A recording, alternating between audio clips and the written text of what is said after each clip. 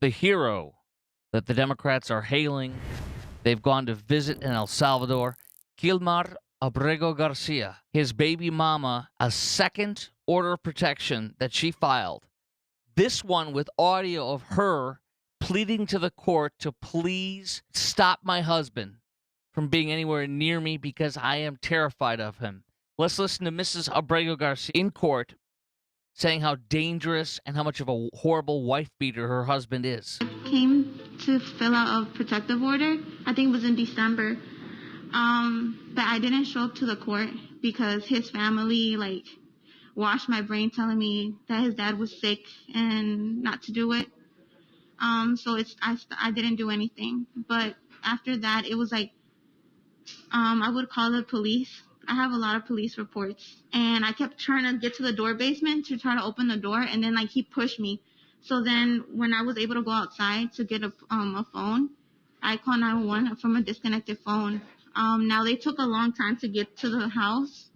It was probably 20, 30 minutes. So I saw a neighbor walking his dog, and I opened the door and I was like, help. And then when he heard me, he grabbed me from my hair and then he slapped me. And then the neighbor, he didn't know what to do. He didn't know what to react. I have pictures of the. I'm going to pause it right there. She is screaming outside of her window to her neighbor walking by for help. And he slaps the crap out of her in front of that neighbor. This is who the Democrats' hero is. The holy grail of the Democrat Party. This is who their heart lies with.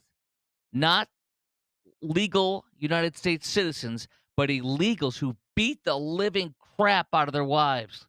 This is all her pleading in front of the courts to get a restraining order, a second one against Abrego-Garcia. He didn't know what to do. He didn't know what to react. I have pictures of the evidence, all the bruises, because even on Wednesday, he hit me around 3 in the morning. He would just wake up and hit me.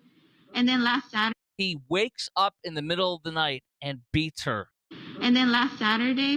This is who the Democrat Party, people like the Senate Democrat Chris Van Hollen, he went and humped this guy's leg and sipped margaritas with him. Tell me more about you beating the crap out of your wife.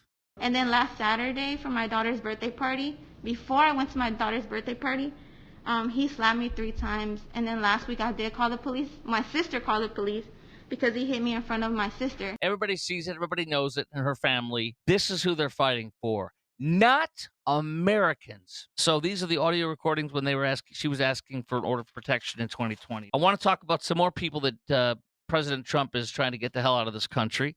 Here is a Jew-hating Islamic guy, student at Columbia University, who literally said he went into a gun shop, fascinated with guns, apparently shot a lot of guns, handles a lot of guns, knows a lot about guns as a layperson, is in our country to study at Columbia, has a green card, goes to a Vermont gun shop, and brags about guns, killing, and eventually would tell another person affiliated with the gun shop that he likes to kill Jews.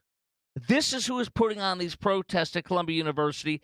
This is who Trump wants to get the hell out of this country. Let me read details from the Washington Free Beacon. This Colombian student, Mohsen Madawi, quote, has publicly called for the destruction of Israel. He honored a commander in the Al-Aqsa Martyrs Brigade, which is, of course, a U.S. designated terror group that participated in the attack alongside Hamas against October 7th with the Jews, murdering them, slaughtering them, raping them, burning them. He told a Vermont gun shop owner the following things that I just mentioned and more, that he said were so alarming. He reported these alarming, violent opinions shared by Madawi while he was shopping for firearms in 2015. Quote, he had considerable firearm experience, he said to this gun shop owner, and used to build modified 9mm submachine guns to kill Jews while he was in Palestine. This is who Trump's trying to get the hell out of this country. This is who the Democrats, in addition to the MS-13 human smuggling accused and driving a human smuggling vehicle with 8 people in it, illegals, with a 4th row, etc. We talked about that the last time. And then beating the hell out of his wife in new revealed tapes. Him and this guy has considerable experience, firearm experience, used to build modified submachine guns to kill Jews while he was in Palestine. He also hung out with another fellow gun enthusiast from that shop who said that he had similar conversations with this terrorist supporter, this Columbia student. Quote, he allegedly told the gun enthusiast, I like to kill Jews. And the Democrats are outraged and they're camping out where these people are being held. This is their priority, not us. The Jew hating, the Jew murderers, the Jew killers, and wife beaters, MS-13 members. This is insane. How about CNN? We all know about how the victims of, angel moms and angel dads, the victims of drug cartel, terrorism, human smuggling, horrifying victimization, and the stories we hear there, and the rapes, the sex trafficking, and everything. But CNN did something very, very different. They wanted to know how the terrorists feel. How are you doing? How are things with you? I care about you. This is fake news CNN interviewing a narco terrorist with the Sinaloa cartel. According to the Trump administration, you are a terrorist. I mean, the cartels have been labeled a foreign terrorist organization. What do you make of that? Está fea la situación, ¿verdad? Está fea la situación, pero pues todos tenemos que comer. Well, it's ugly when we rape, human traffic little children, sell them to child molesters and rapists, smuggling drugs, raping women, murdering men and women and innocent people, robbing people. It's hard, but we have to eat too. Thank you, CNN, for helping us with our plight. We have to eat, CNN. Thank you for letting everybody see the soft side, our soft side. Let us do our business. What's your message to Donald Trump if he's watching this? CNN wants to know what the message is from the narco terrorists who we are going to take out. By the way, designating them terrorists and enemy combatants is another thing he wants to do shortly. If he does that, we can blow the hell out of them from the sky with our Predator drones. Yes. So what does CNN say? What's your message to Donald Trump if he's watching this? Mi respeto, él tiene I respect you, El Presidente, El Jefe. But que según él, buscar lo mejor para los suyos. Pero el detalle que ya están los consumidores, ¿no? So I would tell Donald Trump, hey, first of all, CNN, thank you for giving me a platform. I got to eat too.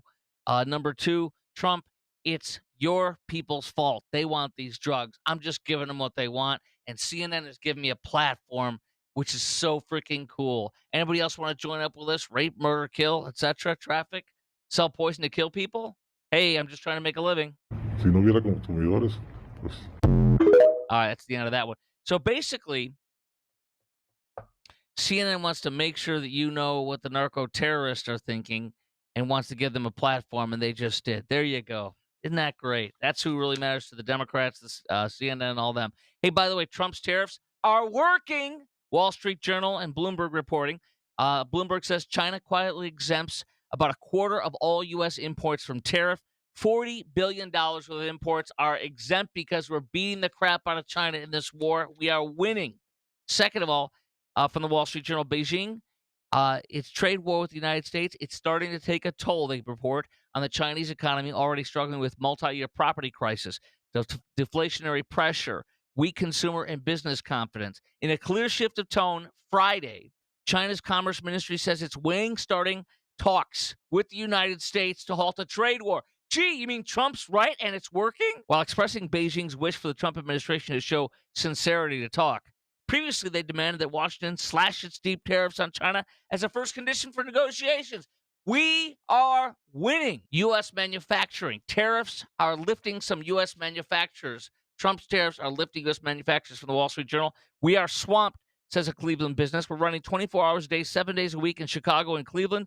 They make manufacturing tools, including industrial screwdrivers, clamps, and hoists. His factories in Ohio and Illinois are going like gangbusters, the Journal reports.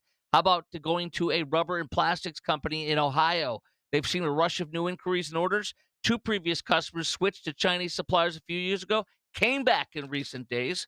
A Louisiana-based manufacturer of synthetic rubber gloves says, we have restarted 2 new production lines to accommodate the recent new orders. Massachusetts, rising orders in the company's shafts, valves, and other steel components. This company named AccuRounds. First quarter sales, 20% higher from a year earlier. Michigan-based Whirlpool, the chief executive says the latest tariffs on imported assembled appliances should help close the pricing gap. The tariffs will finally help create a level playing field for Whirlpool. Winning, winning, winning, winning. Let's close off with a CNN.